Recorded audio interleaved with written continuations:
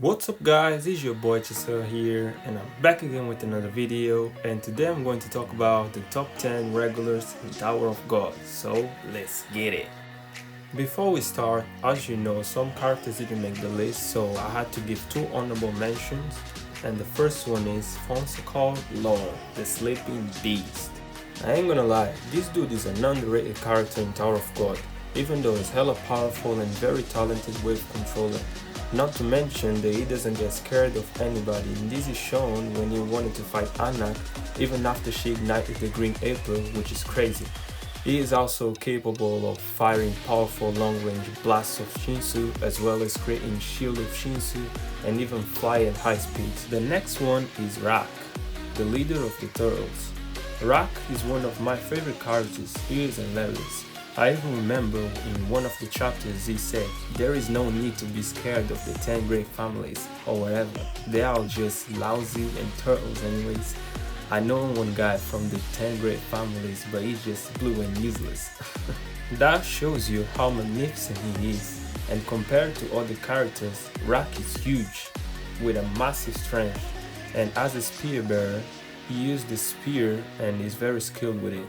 Later on, we learn that he is a direct descendant of the native ones, and after the training with the dated Ed one, Rak Shinsu takes the form of a stone shield and is able to manipulate stones and transform his arm into solid rocks, which is pretty dope, and he might make into the top 10 in the future, but for now I haven't seen enough of him, especially after he lost against Arya Iniesta, so yeah. And now we are moving to the top 10 strongest regulars. Number 10, Sachi Faker, also known as the Ticket Hunter.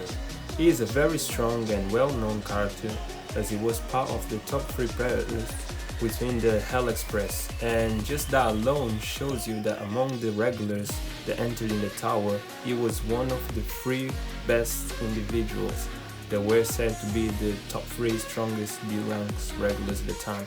And as a wave controller, Sachi has a special power which I haven't seen nobody using it yet.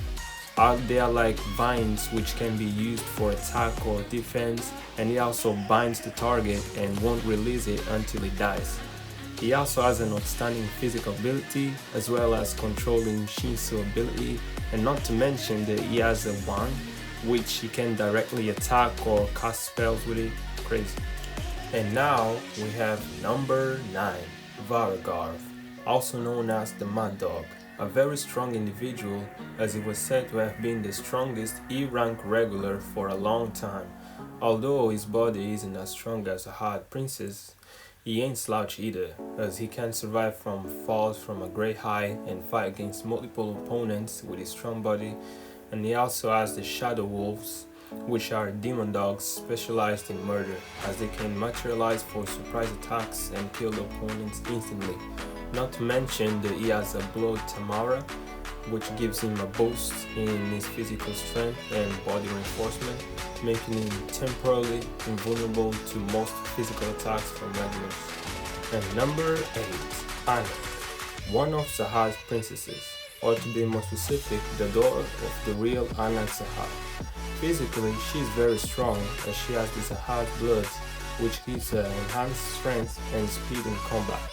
Anak is also very talented with Shinsu, as she can use Shinsu enhancement to further enhance her combat ability, and in one of the chapters she used at least 4 bounds of Shinsu at once. But most importantly, in my opinion, what makes Anak strong is her willpower, which is shown when she fought against Khun Ran. And by the way, the moment she doesn't have her weapon, the Green April, so I'm not going to talk about it. Even if she had it, will make a big difference when fighting against the next regular, so let's move on. Number 7, Khun Ran. Hold on your thoughts, I know what you're thinking. How's Khun Ran above Anak?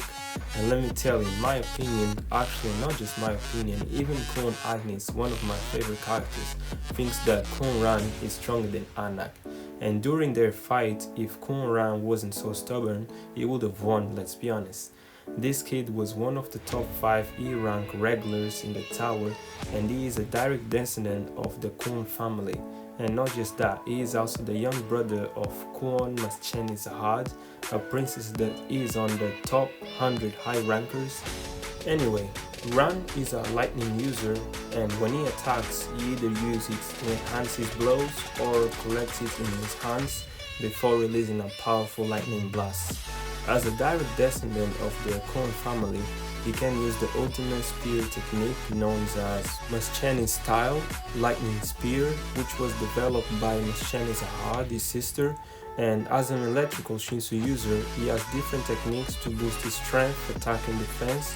This includes one of my favorite techniques, Redan or Redan, whatever you want to call it, and this technique basically turns him into lightning, which makes him so overpowered, just like the Godspeed form of Killua from Hunter x Hunter. Unfortunately, to use that power, he needs to swallow a highly concentrated bang with electrical Shinsu, which only lasts for a limited amount of time, and that's why he isn't higher on this list.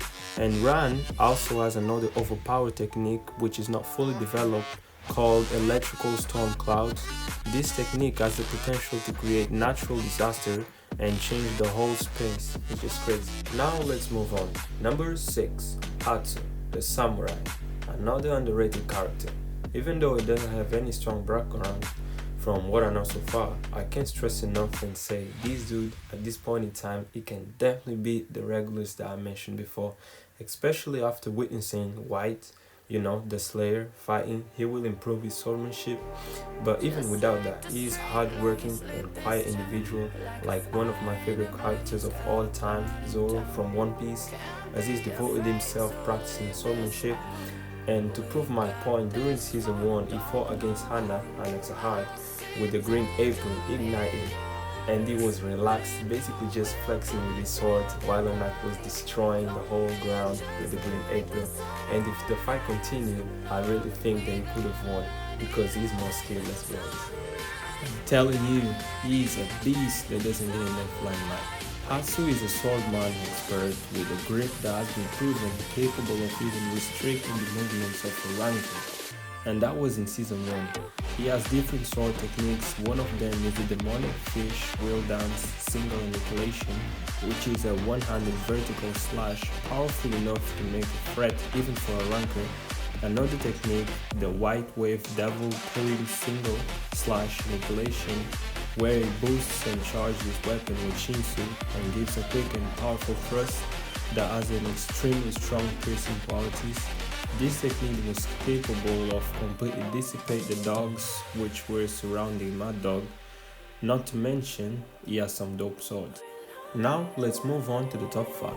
Number 5. Khun A.A. You shouldn't underestimate him due to his role as a light bearer, because he stated himself that he chose to be a light bearer not because he was too weak for an offensive position, but because he likes giving out orders. Either way, he is very talented light bearer. He is from the Khun family, which already makes him stronger than all the regulars, and he is a trained fighter, so he has good combat skills.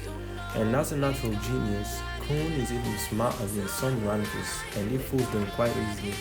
And what I like about him is that, unlike Bum, he never hesitates, hurt or kill his enemies.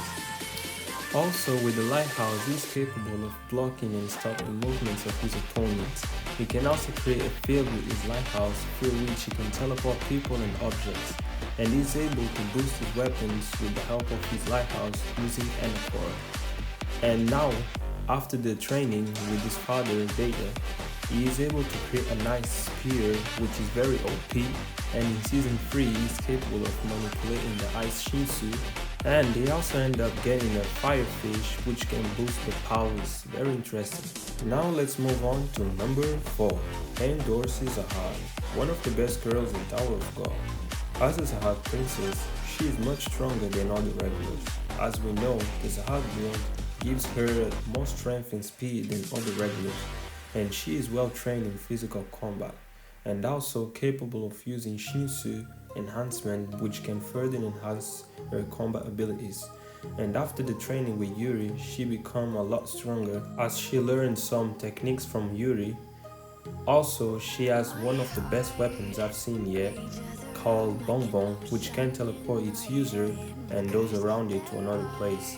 And she also has that snake, which is pretty damn strong. And now, number 3, Lopobia Elaine, formerly known as Kaiser, which was also known as Name Hunter. She's a fisherman and one of the top 3 D-rank regulars. But don't get it wrong, even though she's in the top 3 D-rank regulars like Sachi Faker, previously he stated that Kaiser is on a completely different level of power, and this is especially due to her ability, which is also the reason why I put her above everyone else. Not to mention she even beat Androssi.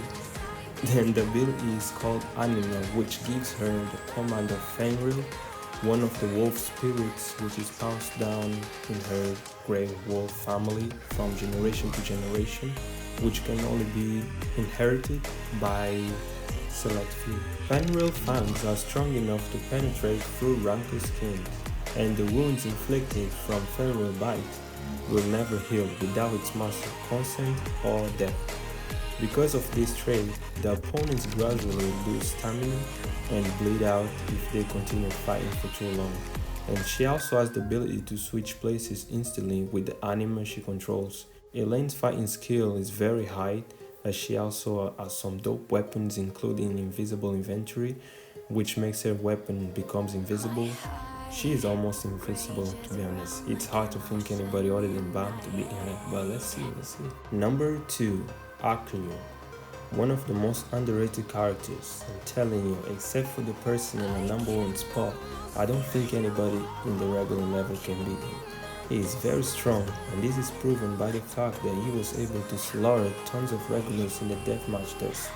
And he was also able to hit an extremely far target with his spear on the first try, but that's nothing compared to what he showed later on, as Bam complimenting Hakuyo Shinsu power as the strongest of any C-rank regular that he has ever seen. And keep in mind that Bam saw and fought a lot of people. Even crazier, he is capable of using Shimon Yu, a technique which was supposed only possible to be learned by irregulars. It's still unknown if Akuyo is an irregular or not, and there are also rumors that he might be Bam's father, even though we know that V died, but that would be a huge plot twist, so if it's true, we'll see. Anyways, now finally number 1, Bam, the strongest regular and the ultimate beast. I'm not gonna talk too much cause it should be obvious why he's number 1. As a rank C regular, he can defeat rankers and damage high rankers in the level of Calvin, which is crazy. On top of that, he is an irregular, which gives him the ability to use Shinsu like the 10 great leaders, and he defeated the young version of King Jahad. This dude is unstoppable. But it's not hard to see why he's so strong. At the end of the day, Bam is the protagonist of Tower of God. And he also has the form, or to be more specific, 2 fragments of it, as well as the power of souls, the blue Thricer, which is the blue monster inside of him, and the red Thricer. It is hard to think anybody in the regular level defeat him. Anyways, thank you for watching. Leave a like, subscribe as I'm on the road to 2,000 subscribers, and I'll see you guys in the next video. Let's get it!